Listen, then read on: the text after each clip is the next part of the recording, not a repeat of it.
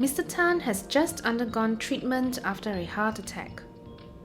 And now he's wondering, can I do the same activities as before? Is there anything that I cannot do? How do I take better care of myself? According to Mr. Tan's physiotherapist, it is safe for him to gradually go back to his usual activities. He should first start with light activities and slowly increase the amount of work. This will allow his heart to recover without further injury. Mr. Tan will need to check with his doctor or physiotherapist if he wishes to start on a new activity. The extent and intensity of activities that Mr. Tan is able to do after a procedure or surgery will depend on Mr. Tan's age, the extent of injury to his heart, his previous activity level, and if he has had any previous injury to the heart. Mr. Tan will need to plan ahead for his day, as some tasks may increase the demand on his heart and cause him to develop symptoms. To plan his day, Mr. Tan should identify the easier activities, spread out his activities and alternate easy tasks with harder ones. Avoid rushing and take enough breaks in between activities. Avoid staying up late at night. There are some activities that will make his heart work harder and should therefore be avoided. They include moving his arms in a vigorous, repetitive manner, lifting heavy objects weighing more than 5 kilograms, working with his arms above shoulder level. In Mr. Tan's case, he is able to start on light household chores 1 to 2 weeks after his procedure. Light household chores will include using the washing machine to do his laundry, making the bed, ironing clothes, cooking, grocery shopping, washing dishes, sweeping, and dusting. Heavy household chores will increase the demand on his heart and should be avoided for at least 2 to 4 weeks after the procedure. Strenuous activities will include washing the car, mopping the floor, carrying groceries, cleaning high and hard to reach places, washing the bathroom, hanging the laundry, gardening, and changing the ceiling lights. Now that you have seen what heart patients like Mr. Tan can and cannot do, let's move on to see how exercise can help you.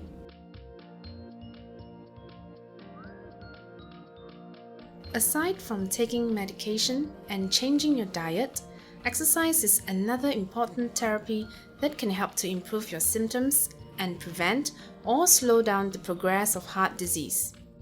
A good exercise program can also prevent further injury to your heart. The benefits of exercise include improved stamina, reduced shortness of breath, reduced symptoms of fatigue, improved muscle tone and strength, improved balance and joint flexibility, lower blood pressure, loss of body fat and body weight. Every exercise session should include 3 phases, which are the warm-up, conditioning, and cool-down phases. The warm-up phase is the first phase of your exercise session, and it usually takes 5 to 10 minutes.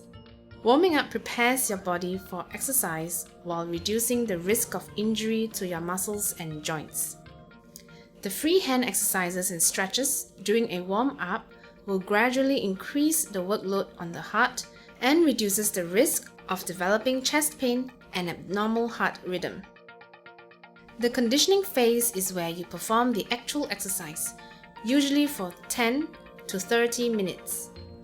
This includes aerobic exercises such as walking, cycling, swimming, or jogging.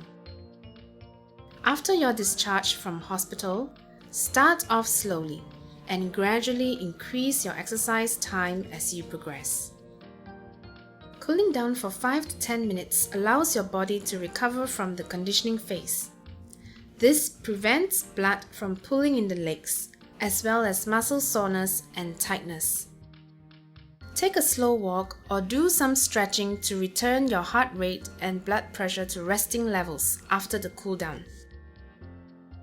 To get the best results from your exercise, remember to stay fit, which stands for frequency, intensity, type, and time of your exercises. It is ideal to exercise about 1 hour per day on most days of the week. There are 4 ways to gauge the intensity of your exercise, and you can do this by monitoring your symptoms, breathing, pulse rate, and using the rate of perceived exertion scale. You should feel comfortable while exercising, and there should not be any pain or discomfort. Stop all exercise if you experience any symptoms such as chest pain, giddiness, difficulty in breathing, and excessive cold sweat. It is normal to breathe faster and harder during exercise, but your breathing will become increasingly difficult when you exercise too hard. You are exercising at the correct intensity if you are able to slowly count from 1 to 15 without stopping more than 2 times to catch your breath. The resting pulse rate, or RPR, is the rate at which your heart beats while you are resting. To measure your RPR, place 2 fingers on your pulse near your wrist and count the number of beats within 10 seconds. Multiply this number by 6 to get your RPR. When exercising, your pulse rate should only exceed your RPR by a maximum of 20 beats. For example, if your RPR is 80 beats per minute, your safe exercise pulse rate should be less than 100 beats per minute. You are advised to take your pulse before your warm-up, at regular intervals during your walk, and 5 minutes after cooling down.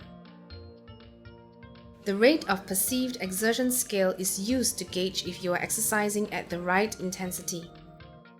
The desired range during exercise is between 11 and 13 on the scale, and you should feel that you are exerting yourself fairly lightly or somewhat hard. Aerobic exercises such as walking, cycling, swimming, and jogging are recommended as they help to improve the stamina of your heart and muscles. Walking is the easiest exercise for you at this point in time, and you should consult your doctor before you start on any form of strenuous exercise. Time refers to the duration of your conditioning phase. You may gradually increase your exercise duration from 20 minutes to 60 minutes as advised by your doctor and physiotherapist. Here are some pointers on exercising for diabetic patients. As your body burns more sugar to give you energy during exercise, the combined effects of physical exertion and diabetic medication may lower your blood sugar level during and after exercise. If your blood sugar level is lower than the recommended range, eat a piece of fruit before you exercise. Do not exercise if your level is above the recommended range. Diabetic patients must stop exercising if they experience any symptoms related to low blood sugar.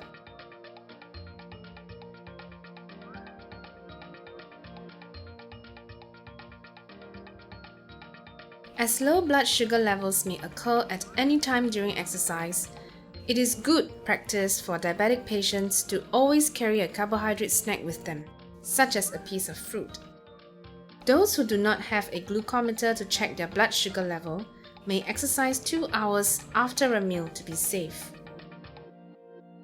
Diabetic patients may also consume a meal rich in carbohydrates after their exercise to replenish their blood sugar level. Now, let's get started on the exercises. You can perform these exercises at home based on the advice from your physiotherapist or doctor.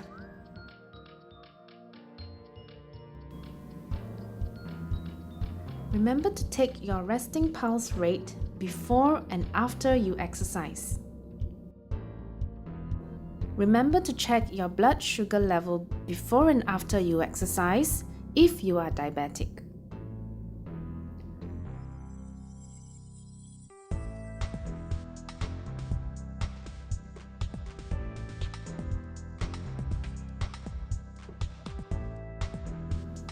Shoulder shrugs.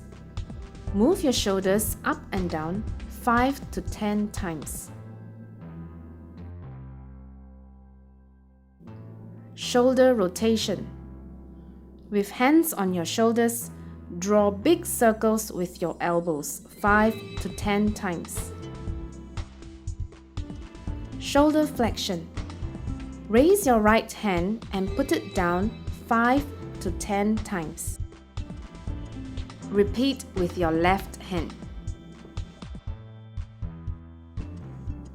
Elbow flexion. Bend and straighten your arms 5 to 10 times. Trunk rotation. With feet apart, turn your trunk to reach across your body for both sides 5 to 10 times. Trunk side flexion. With feet apart, bend your trunk to the left, then right, and repeat 5 to 10 times. Calf stretch. Put your right foot forward, bend your right knee, keeping your left knee straight, and hold for 5 seconds. Do not put one foot directly in front of the other. Repeat for the other side. Inner thigh stretch. Stand with your feet apart and bend your right knee. Keep your left knee straight.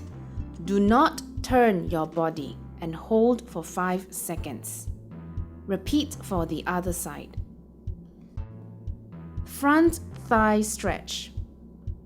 Hold your right ankle and hold for 5 seconds. Ensure that your knees are pointing to the ground. You may hold on to a stable surface for support. Release and repeat for the left side. Marching on the spot. Support yourself with one hand on a sturdy structure to your side. March on the spot for 5 to 10 seconds.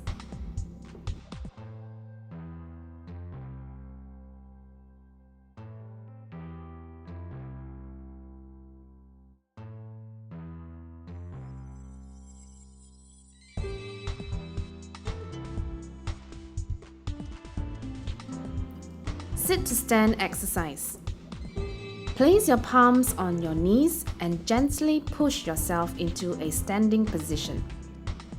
Sit back down and repeat 5 times. Knee extension. Straighten and bend your right leg and then your left. Repeat 5 times. Heel raises. Hold on to a sturdy structure for support. Tiptoe and lower your heels to the ground. Repeat 5 times. Hip abduction exercise. Support yourself with one hand on a sturdy structure to your side. Raise your right leg to the side, lower it back down, and repeat 5 times. Turn around and do the same for the left leg. Please approach your physiotherapist or doctor if you have any questions.